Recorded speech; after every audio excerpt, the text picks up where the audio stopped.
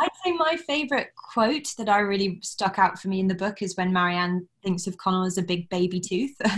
So for me, that would be, how I love kind of to think of Connell. He's just this very wholesome, special, golden human being. Welcome along to this very special Bafta Q&A. This is the first one of these that I've done, and I'm very excited about it, even though I just quite like to be in the same room as these people. We are virtually. I'm sure loads of you are watching who have maybe binge watched the entire series like I have of the fabulous Normal People, and it is an absolute pleasure to welcome to our virtual Q&A room this evening the director and executive producer of it, Mr. Lenny Bramison. Hi Lenny, how are you doing? Thank you for being here. Lovely to be here. Thanks a lot. And also the two leads from the show. First, Daisy Edgar Jones. Thank you so much for being with us, Daisy, and Paul Mescal. I want to say, first of all, congratulations. How does it feel that it's out there now? Very surreal. Yeah, very surreal. And listen, just before we plough into, I just wanted to say to people that we do have subtitles available for anybody who might be watching. We're also going to open it up to questions for you at home, wherever you may be watching in the world. So we'll do that at the end of, I'll start off selfishly and ask a few questions, but do get involved using the Q&A function. It's the best way to get your questions in for these guys as well. And don't forget, there's a double bill tonight on BBC One at 9 o'clock of episodes 1 and 2. Lenny, can I start with you, please? Because this is a book that you kind of connected with, or really sort of found your own voice in way back before it had even been released, didn't you? Yeah, so I work very closely with a company called Element Pictures, and a very close friend, Ed Guiney. It's his company with Andrew Lowe, and there's a sort of gang of us in there that have been working together for a long time. And Normal People, Ed got a hold of Normal People before it was published. I think it was shared with a sort of a number of possible producers with the idea that it might be turned into something. And Ed sent it to me, or gave it to me, and I read it. And yes, I fell in love with it in the way that I suppose so many people did, just as a reader first. And I was trying to think about the best way to describe that feeling. But I think for me, it's two types of intimacy. It's the intimacy between the characters themselves and just how extraordinarily that's portrayed. And it's the feeling of intimate connection you get as a reader, like this direct connection to the actors, to the characters. And for me, that was very fresh, and the writing was so apparently direct and simple, but at the same time brings you to these very deep places with the characters. And I just felt a connection with it, and a sense that I could kind of see how it might make its way onto screen, which is the feeling you need to have if you're going to adapt something. Yeah. And then at what point did you kind of make that decision that you were going to work on it? And in particular, Sally was going to be part of that as well, and approaching her about being part of the screenwriting team as well. Well, so the way it came about, which feels like a sort of dream when I think about it, because it doesn't normally happen like this, but I loved it, and myself and Ed and the group talked about it, and we felt that it was television rather than a feature, because it's very episodic, and I think there's lots of things we can talk about there. It's really interesting why it works so well as television, maybe would be less successful as a feature film. But so we went to BBC because we have this long-time relationship with Rose Garnett, who's head of film there. And even though television isn't her remit, she's just a brilliant creative force within the BBC, and very close to Piers Wenger, who's the head of drama, who we also know, and brought this proposition to them, and they said, they greenlit it basically based on our desire to do it and the novel itself. And that allowed us to go to Sally and say, if you think we're the right people to do it, then we are going to leapfrog all of that really sometimes soul-destroying phase of development that people watching this will be very familiar with. And we know we're going to be making it in a year.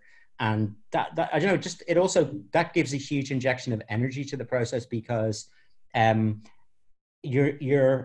are, and they were also supportive in the sense that they said whatever way you want to do it, whatever number of episodes, whatever length of episodes. So I don't know, everything was just a part of the creative process. Then there was no sort of process of auditioning ideas or it was just a collaborative, pretty open exchange of ideas as we knew we were moving towards an actual shoot date. And then when it came to kind of that decision on how many episodes and stuff, but also how many you would direct. So you've directed half the series, and the fantastic Hattie McDonald's done the second half. And what was the reasoning behind that? Why did you want to, you know, kind of in terms of directing half of it, but obviously being across the whole of it as an exec producer? I did think about I did think on and off about doing all of it, but because we decided we were going to just go for it and do it, and we had a time frame in mind, which wouldn't have been possible if I'd done all of them. We'd still be in post now if I had shot all of them. And also, I felt like the story does, in a very subtle way, fall into two halves. And the second half is a slight tonal shift. I mean, it's all part of the same world and the same story, and it flows beautifully, but there is that little shift. And it felt then that there might be a natural way of breaking it into two. And also, having two parts meant that we could attract a very substantial director like Hetty, because it was really half and half. It wasn't like, it wasn't lots of different pieces. And we were delighted that she wanted to do it because we love her work, and she brought an amazing sensibility to it within the shape of the show and within the kind of texture and tone of the show, but still very much her own thing. And I still had the pleasure of casting Daisy and Paul and setting it up and creating the kind of fundamental kind of tone.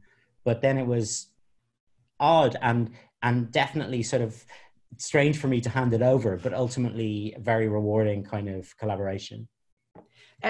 Paul and Daisy, this might sound strange, but you know, when you read a book and you visualize the kind of characters in how they would be in real life. And it was so weird watching, you know, I'd seen the sort of stills and stuff, but watching you two on screen, it was exactly who I had envisioned in my head as those characters. It's really, really weird, and I'm sure a lot of people will feel the same, having, you know, for those people who have watched it and stuff. Were you familiar with the story and the characters before being involved in the project, Daisy? Well, yeah. So I mean, I'd heard of the story because one of my best friends had bought it for my flatmate, and she is like a massive fan. In fact, she's actually doing her dissertation on it now, so she's like real fan. So I felt very nervous when she was watching it because I was like, yeah, so I mean, I'd heard of it, and actually, I'd sort of one of my friends had auditioned for Marianne as well in my house, and I kind of remember overhearing it and thinking, well, that sounds quite good. I hope that comes my way, but so it wasn't for another month till I got the tape through. But yeah, I mean, I sort of was introduced to the book really from the audition process, and it was an amazing thing to kind of read it whilst auditioning, because I sort of got my self-tape and I sent it off, and I really loved the character just from the little sides I got. I really thought she was someone that I don't know, I found very funny and odd and brilliant. So yeah, reading it then in between that and my chemistry with Paul was quite an intense experience, because I was really sort of imagining, I guess, myself trying to play her, you know. Yeah. Paul, what about for you? Yes, it's similar enough in the sense that I'd obviously heard about the book and it was incredibly popular, but my agent sent the auditions sites through, and I saw that it was going to be based on the novel. I was like, great, that's the excuse. I need to go out and read the novel. And I was doing a play at the time in Dublin with a lot of my friends who had also now been cast in Normal People. So we were all kind of furiously reading through the book, and the thing that I remember is that we all envisaged ourselves playing Connell, which I think is a testament to the two characters, that we all saw ourselves in that. And then so I read it before the audition process, and then kind of kept going back to it as the audition process lengthened. Yeah. How would you describe each other's character? So Daisy, how would you describe Connell, and Paul, how would you describe Marianne? That's a great question. I love it. I'd say my favourite quote that I really stuck out for me in the book is when Marianne thinks of Connell as a big baby tooth. So for me, that would be, you know, how I love kind of to think of Connell. He's just this very wholesome, special, golden human being who is incredibly kind of vulnerable and has a kind of really interesting relationship with sort of, I guess, the way he fits in society. And yeah, so I'd say a big baby tooth would be how I I'm delighted with that. Paul, how would you describe Marianne? It's so fun because I watched it last night and I kept saying when I was like, part of me from Connell's perspective, I look at Marianne sometimes and I don't see her as a human being. So I think she's incredibly angelic in certain moments, and like she has this wonderful ability to forgive. So I think from Connell's perspective, she's a very forgiving person. She's also a character that has a massive capacity to love and care, and I think she's also somebody who, from Connell's perspective, can be terrifying at times.